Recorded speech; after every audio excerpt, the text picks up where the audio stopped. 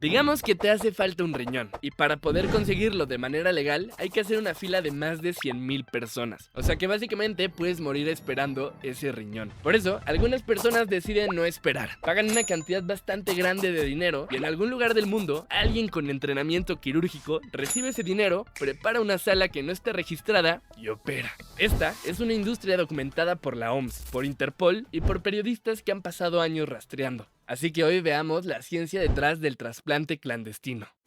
Primero, hay que destruir una idea. Cuando la gente escucha mercado negro de órganos, piensan en secuestros, en turistas que despiertan en Tailandia con una cicatriz en el costado. Esa historia ha circulado tanto que parece real, pero en su mayoría no lo es. Se supone que ningún caso documentado de ese escenario existe. Lo que sí existe es completamente distinto y se podría decir que un poquito más perturbador. El mercado negro de órganos funciona con personas desesperadas que firman, donantes que necesitan dinero y aceptan vender un riñón, receptores que necesitan un órgano y aceptan pagar por uno, y en medio, una red de intermediarios, médicos y logística que conecta unos con otros. La Organización Mundial de la Salud estima que entre el 5 y el 10% de todos los trasplantes que ocurren en el mundo son ilegales, y el centro de todo eso es un cirujano que en algún punto cruzó una línea.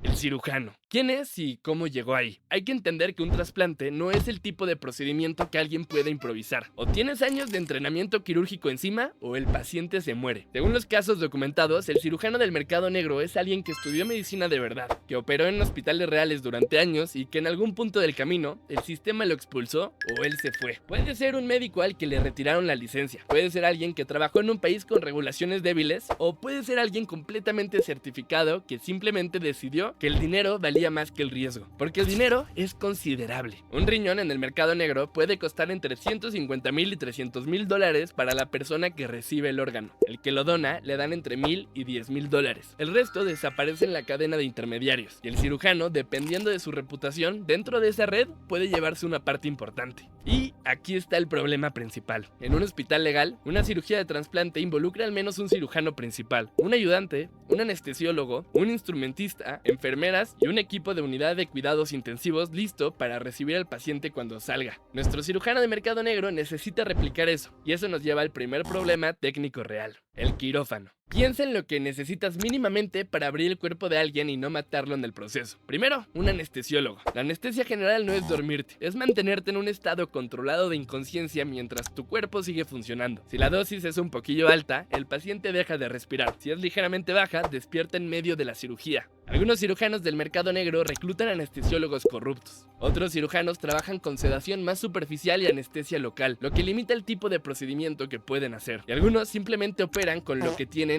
y esperan a que salga bien. Luego tenemos la esterilidad. Una infección en un hospital se trata. En un quirófano sin acceso a antibióticos, a cultivos, a aislamiento, puede matar al paciente en semanas después de una cirugía que técnicamente salió bien. Y el tercer problema es el más loco. Si algo sale mal en la mesa, no hay una red de seguridad. Porque en un hospital hay protocolos y un equipo que resuelve. En un quirófano clandestino hay dos opciones: o improvisas o pierdes al paciente. Eso asumiendo que ya tienes el órgano listo. Porque conseguirlo, conservarlo y moverlo es un problema completamente diferente.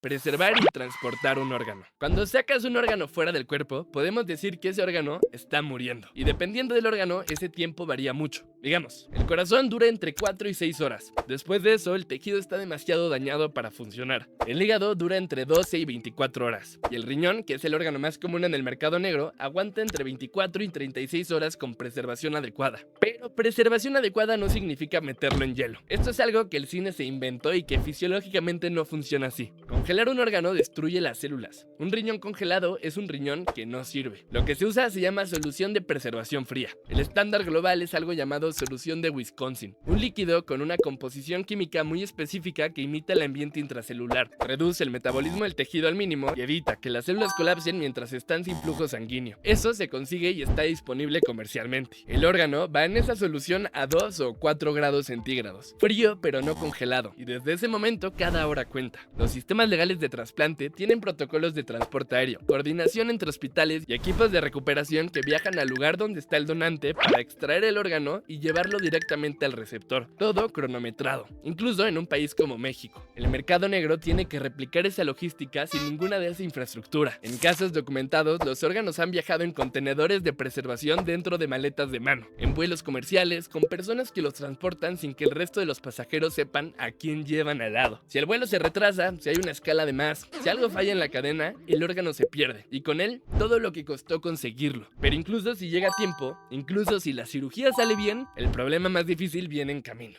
el paciente después de la cirugía. El trasplante no termina cuando cierran la incisión. En realidad, ahí empieza la parte más larga. El cuerpo humano tiene el sistema inmune, cuyo trabajo es destruir todo lo que no reconozca como propio. Un órgano nuevo, aunque funcione perfectamente, es una amenaza para ese sistema. Sin intervención, el cuerpo ataca al trasplante y lo destruye. Se llama rechazo y puede pasar en días, en semanas o en meses. Para evitarlo, el receptor necesita inmunosupresores, medicamentos que básicamente apagan parte del sistema inmune de forma controlada y permanente. No es un tratamiento temporal, es de por vida. Y no son medicamentos que puedes comprar en cualquier farmacia. La dosis tiene que calibrarse de manera regular con análisis de sangre. En un hospital legal, el seguimiento después del trasplante son semanas de internamiento, meses de consultas, análisis frecuentes y ajustes de medicación. En el mercado negro, el paciente sale de la cirugía y se vuelve a su país. Algunos regresan con una receta y la esperanza de que su médico local no haga demasiadas preguntas. Algunos tienen que inventar una historia sobre dónde se operaron. Algunos llegan a urgencias semanas después con el órgano en proceso de rechazo y tienen que revelar todo. Y los que venden sus órganos, que en esta historia casi siempre son la parte más olvidada, cobraron, perdieron un riñón y el seguimiento médico que necesitan después de cualquier cirugía nunca llega.